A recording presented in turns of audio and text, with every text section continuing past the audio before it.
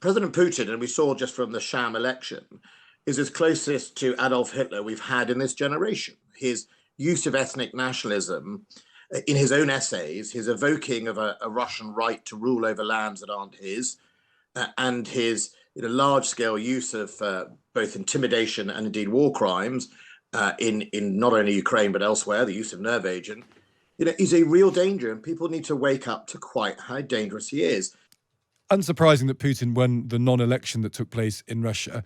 6 more years of Putin. He's now into his third decade. What do you think that means for the West, 6 more years of Putin? Well, I think it means that on our east of the European continent of Europe, we have a very aggressive power led by the same man, a former KGB officer, who has effectively launched attacks against the West and our values even before the invasion of Ukraine in 2014. We've seen Salisbury and the use of nerve agent in this country. We've seen constantly, almost daily, cyber attacks, the use of misinformation, the use of criminal gangs on cyber attacks hosted in Russia. So I think it means more insecurity, more instability, and that's why it's very important that as we head towards sort of the mid-decade and towards the end of the decade, that we make sure all our armed forces are match fit, because we have to be engaged in deterrent. Deterrence is far cheaper than fighting a war, and we need to make sure we invest in our armed forces. In the peak of the Cold War, we were spending something like 4.9% of GDP on defense.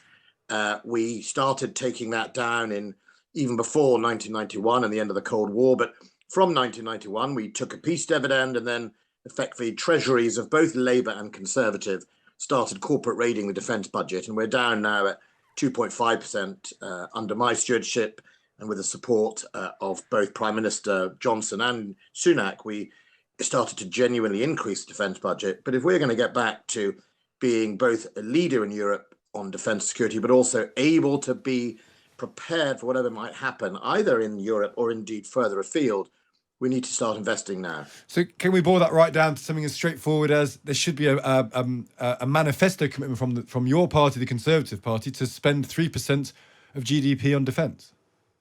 Yes, I would like to see both the Conservatives and the Labour Party put in their manifestos. I'm in the business at the moment not of trying to micromanage from the backbenches this government up until the election. I would like really to campaign across the House to make sure that all the main political parties realise the dangers that we face and that it should be in their manifestos. I mean, it's quite right we have this debate in the Conservative Party. I've heard nothing from the Labour Party. I've heard them twist my words in Parliament, but the simple reality is Labour inherited 3% of GDP when it took power, reduced it down to 2.5.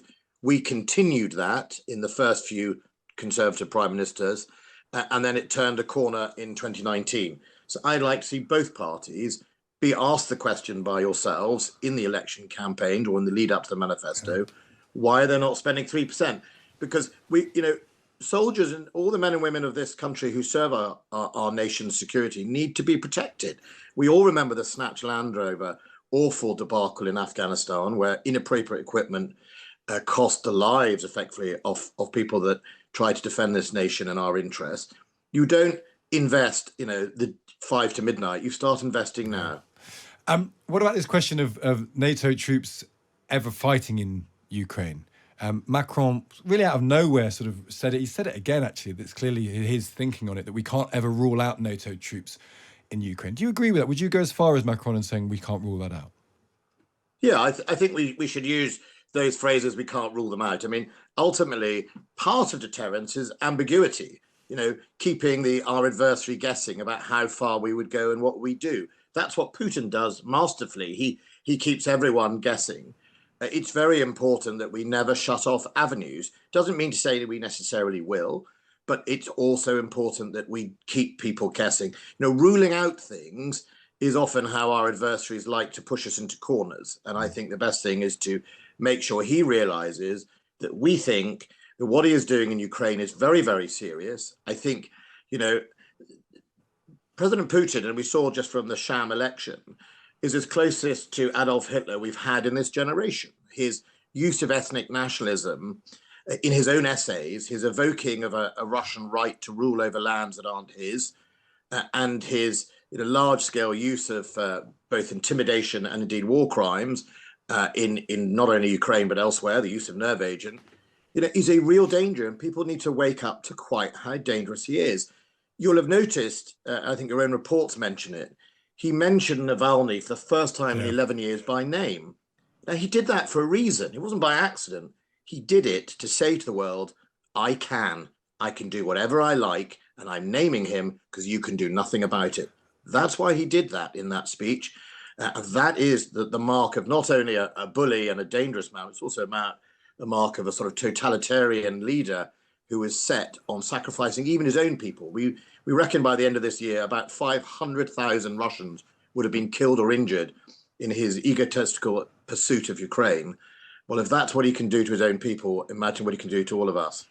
Where does a Trump presidency fit into all of this, in your view, Ben Wallace? Because what you're talking about there, an expansionist, the Hitler-esque Putin needs a very strong deterrence. The deterrence comes from Europe, it comes from NATO, but it comes above all from America. Donald Trump is not likely to be that figure. Are you worried that a November win for Donald Trump would shift the balance in Putin's favour?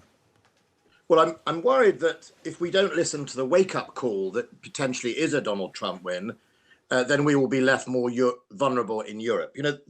The one thing that Donald Trump and actually President Obama agreed on, I think it's probably the only thing, was that Europe needed to carry its weight in defense of itself. 83% of NATO funding is by countries outside the EU. 83%. And that's Britain, that's Canada, that's the United States, that's Norway, that's Turkey. 83%. So I think it's important that we listen to those alarms or indeed those warning shots. I'm not entirely, I don't think it's doom and gloom. If President Trump gets in, we will work with President Trump. I worked with him last time when he was obviously in the White House.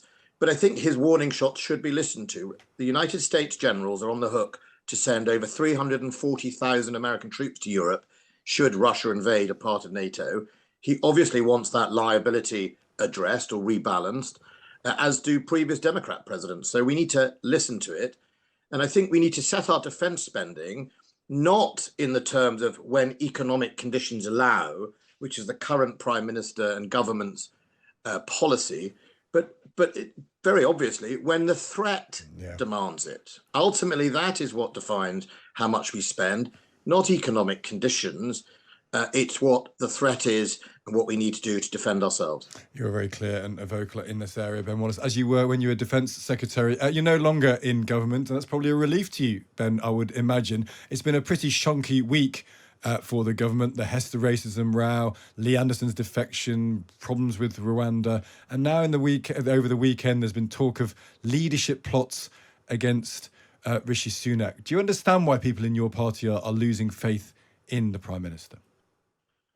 Look, not really. The reality is, I was a minister under all 5 prime ministers. I think that might even be some record, I suspect. And I was a cabinet minister under 3 prime ministers. Look, there comes a moment in time in the electoral cycle where you effectively put on your best suit, you stand up and you march towards the sound of the guns and you get on with it. Rishi Sunak is the prime minister. He set out his plan. He set out his idea and vision, which I think is to effectively, quite rightly, fix the economy, get inflation down. If we get inflation down, we can see interest rates drop. And whether colleagues are happy with him or not, it's too late, right? Get on with it, stand up and at some stage this year, commit to engage in the general election and put our best case forward. There is no other alternative, and that's just the reality of it. And, some of those people missed the boat. Maybe it's what they wanted, something different. But ultimately, the only victor of this type of shenanigans is the Labour Party. But actually, look, we're 14 years into a government. Time to put our best case forward, whenever that may be. Would you do that sooner rather than later, Ben? That's an interesting point.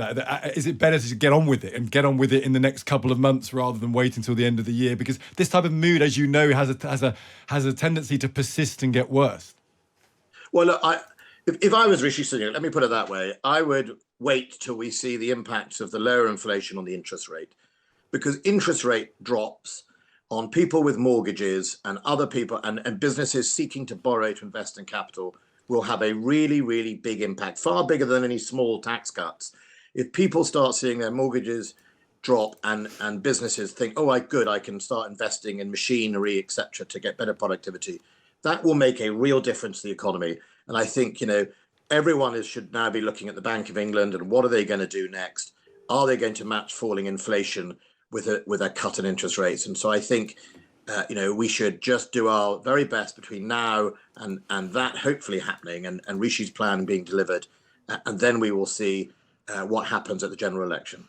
Any part of you feel relieved to be out of it, Ben Wallace, being in government? I've done 19 years or something like that. I'm pleased to be finishing. I loved the opportunity to serve my country, and look, it is time for somebody else in this defence. That I've got a great replacement, Grant Shapps, and I'm going to go off to pastures new, wherever that may be. I saw a report saying that Grant Shapps might be a possible unity leader. Would he make a decent PM, do you think, Ben? He's experienced. All my colleagues with experience matter. Look, governing is not an easy trick, as the Labour Party should be tested on. It takes years. I mean, Tony Blair himself said he was best at governing when he left, and not when he arrived. So, look, I think we have a number of outstanding colleagues, but currently Rishi Sunak is the man in the chair. He needs to deliver. He is delivering on reducing our inflation. That's the single most important economic measure. But I would like to see, as we get ready for the election, that both Labour and Conservative put in their manifestos 3%. And when you ask Labour the same question, you'll get a whole lot of spin and guff about, well, they were 3%. Okay, great. They were 3%. They took it to 2.5% themselves. Maybe they could put it 3% as well.